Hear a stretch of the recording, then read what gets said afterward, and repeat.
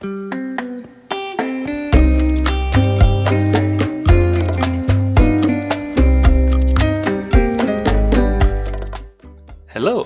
and welcome. My name is Mickey. Today we're going to talk about the Aeropress and how to make proper espresso with it. Is it possible? Well, let's see.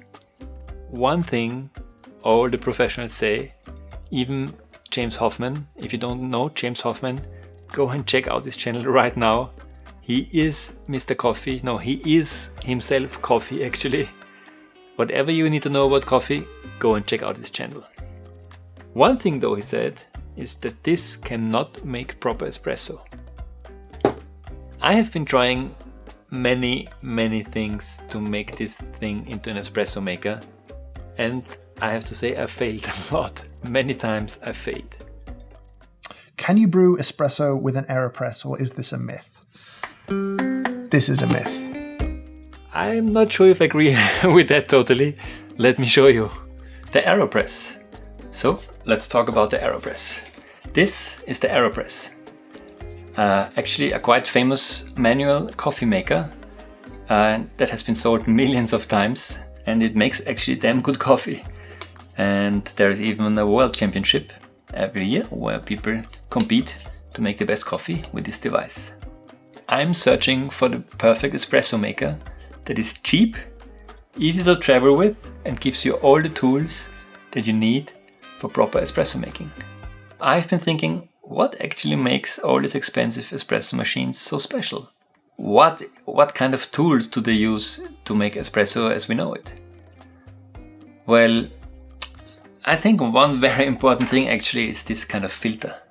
It's kind of mounted on the bottom of the electric espresso machine, and then the water is being pumped through. This is 53 millimeter. It's actually a competition basket that I found online. This thing needs to go in here, and that's the trick. That's the thing I managed to do. And there's two ways how I did it. First, let me show you the a little bit more complicated way, but in my mind a little bit more comfortable in the end. And secondly, I will show you the way where you don't need to change anything on the Aeropress itself, where you just need to work on this thing to make it fit. So, but first, number one. I used the original filter and cut a hole in it so that this filter fits exactly inside. The first thing is now, if we look at the Aeropress, we cannot lock it anymore. It does not work because this metal basket has a rim here that is quite thick, much thicker than a paper filter, of course. So what I had to do, I had to cut off this kind of rim and make it level with this kind of table here that sits basically on your cup. And now what works, this will fit. But of course we need a gasket here. This is actually made for the brewing head of coffee machines, so that this kind of sieves fit onto them. Now when I put in the basket, I put this on top. Of course there needs to be coffee inside. I'm just showing you how it works. And now it fits exactly inside. You need to press a little bit, and then you can really tightly connect it. And now it's totally sealed. And that's the basis for my espresso maker. So the first point I fixed here was the proper basket. It's not a pressurized basket. It has the perfect number of holes. It's very well machined. So this is in my mind a very important step to get something more like espresso out of the Aeropress. And I will show you with this actually, you can get something like confusingly similar to espresso with this setup. And I have another one that I will show in another video that actually works with high pressure up to 9 bars. Well, this will work with my body weight, and I can get up to almost 3 bar of pressure, which is not optimum for espresso, but definitely more than a very slow hand press of half a bar or 1 bar maybe. To prove that I can actually get up to 3 bar with my body weight, I modified the original Aeropress plunger and I inserted a pressure meter. a gauge, whatever it's called in English. That's what I added. So close to 3 bars. You will see it creates some crema already and a very rich texture and a pretty well tasting espresso. Let me show you. Well, the first thing we need is coffee.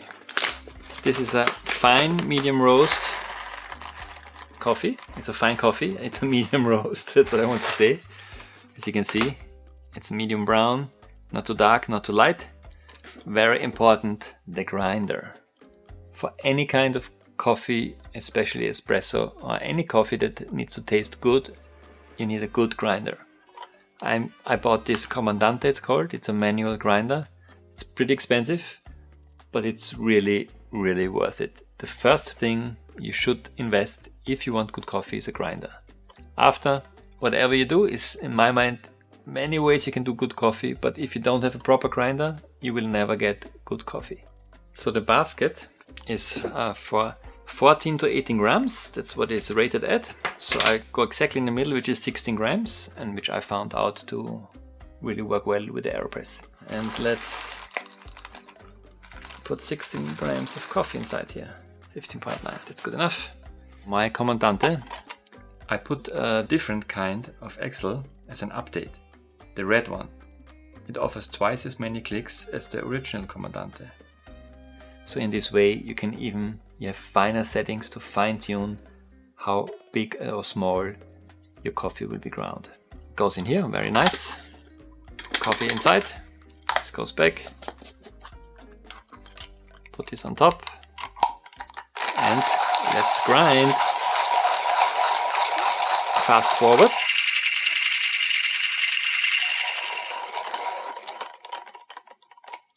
And the nice thing with the Comandante is that the jar fits exactly on top of the basket, so you can shake the coffee inside. And here we are. Next thing I use is this kind of distribution tool. Put it inside and you will see, get a very straight puck. Also, we know from any other espresso machine, we use this to give it a fine last press. I use usually 4 fingers.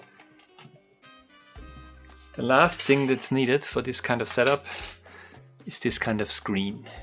That's usually actually a screen for the Aeropress, a third-party tool that you can use instead of a paper for people who don't like paper. I had to cut it a little bit down. As you see, it's smaller than the paper now. It was the same size before. So I cut it down. So now it fits exactly on top of my basket, on top of my coffee. And the good thing is, since this will be in the Aeropress and I need to put water inside, if I don't have a screen on top, the water will just crush onto the coffee and break the puck. In this way, the puck will stay sealed and will not be damaged the surface in any way. On top, I also have this kind of clamp, which I use from a halogen spot. This holds the glass in place in a halogen spot in the ceiling. It just fits perfectly. I just had to bend it a little bit and I clip this in, and in this way it's super tight and sealed basically. As shown before, I put in my Aeropress modified sieve. I put a rubber gasket on top and then I put it on here. You see, it takes some force to make it really tight because I will use my whole body weight to sit on this thing to get the 3 bars of pressure. The glass. Well, since I will use my whole body weight, it's not recommended to use a glass.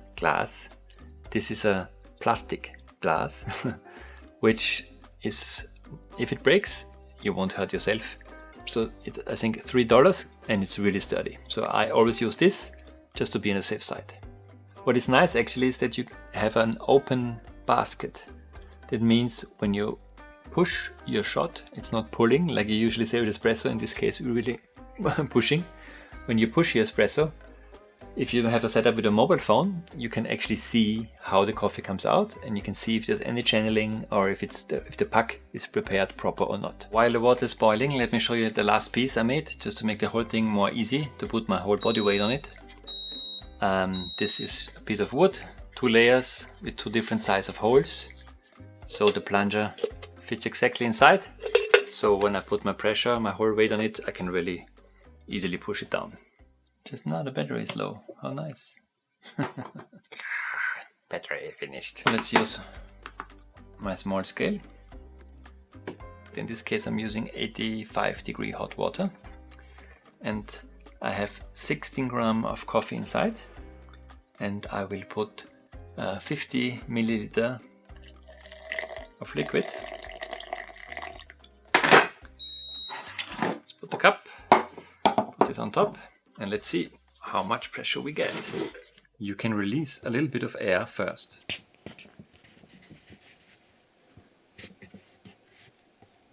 And then I give it a small pre-infusion. Now we add 1 bar. You can see some drops, and then I put my whole body weight.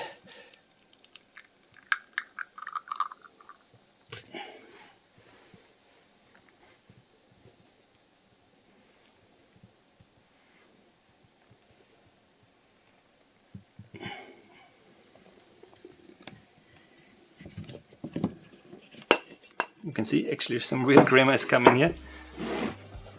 And we have something like espresso. Doesn't it look like espresso? It has real crema that doesn't vanish in 2 seconds. Yeah, let's try.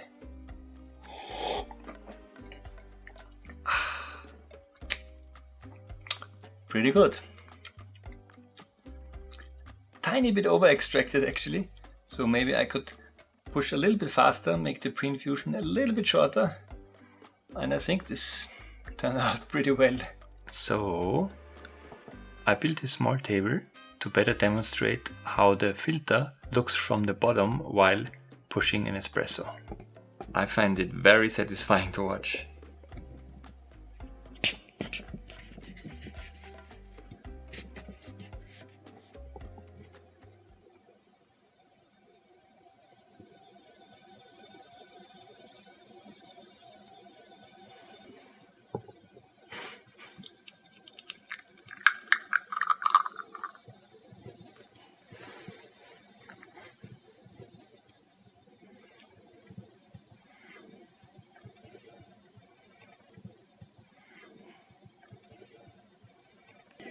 What I really like about this modification, that you see how your pack is prepared, if there's channeling or not. What these methods really have is that you can play around with all the important parameters for coffee making. Isn't that amazing? All with a $30 coffee maker, a basket, the original one, this one costs $10. The competition one is a little more expensive, costs $30. And a gasket, which is around $6. So in this case, for $50, you have an espresso maker on the go always, where you can play around with everything and you really can learn how to make proper espresso. Isn't that amazing? Well, I really like it. I wanted to share it. See you next time. Oh, and please do not subscribe. There are other channels that are much better than mine that need much more likes and much more subscriptions. Don't subscribe to my channel, do something good instead.